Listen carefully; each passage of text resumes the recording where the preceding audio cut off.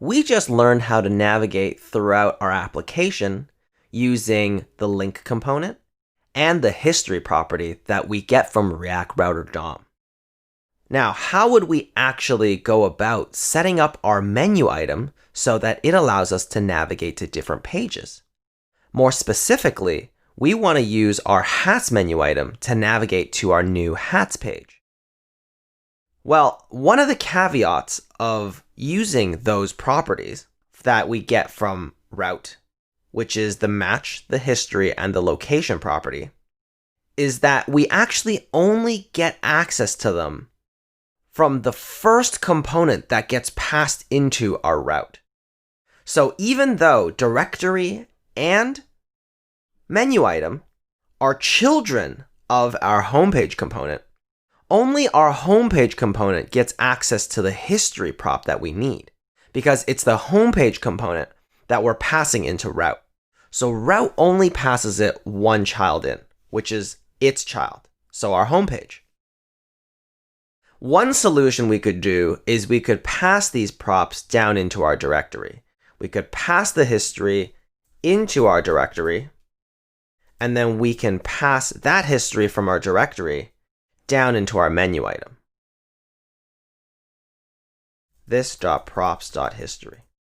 And by doing so, our menu item now has access to the history in its props.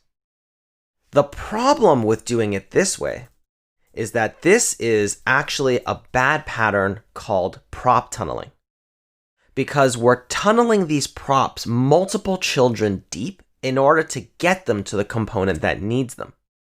But the children in between don't actually need the history property for any reason other than to pass it to their children.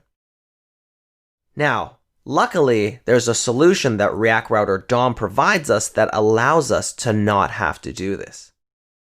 So let's take a look. So first, let's undo that prop tunneling code that we just wrote. We don't need that either. And what we're going to use is actually another component from React Router DOM. And this component is called withRouter.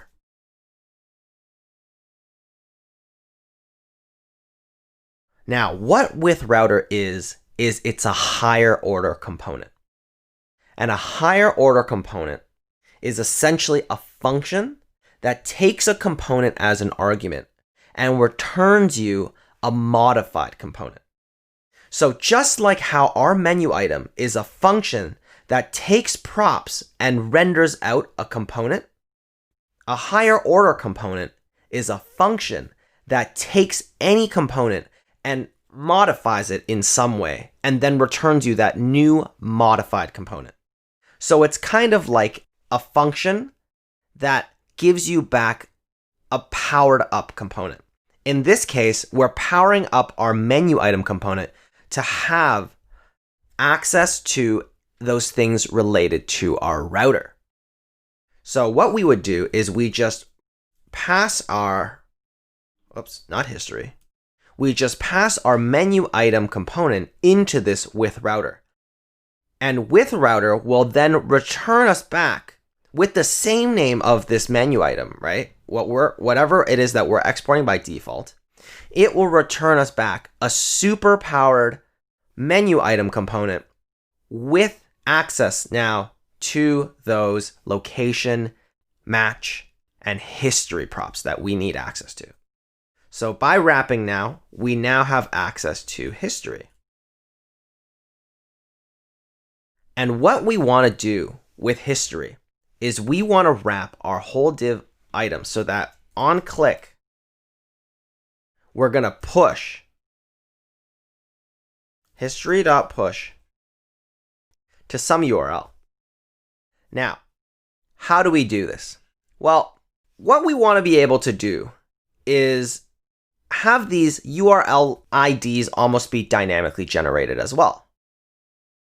Because we know that where we're going is going to be the hats page. So we know that our route needs a hats route, right? So what we can do for now, just to hard code it, is we can go into our directory component and add a URL parameter here, like a link of sorts, right? Link URL. And we're just going to set this to hats. So after this, we want to add the same value, but to every other section. But for now, we'll just keep it as an empty string because we don't actually have those other routes set up yet. Now we're going to pass this link URL into our menu item. And it is on our section, right, that we're mapping through. But because we're getting more and more verbose, it's very easy for us to just do this again, link URL. And then to pass it in as link URL.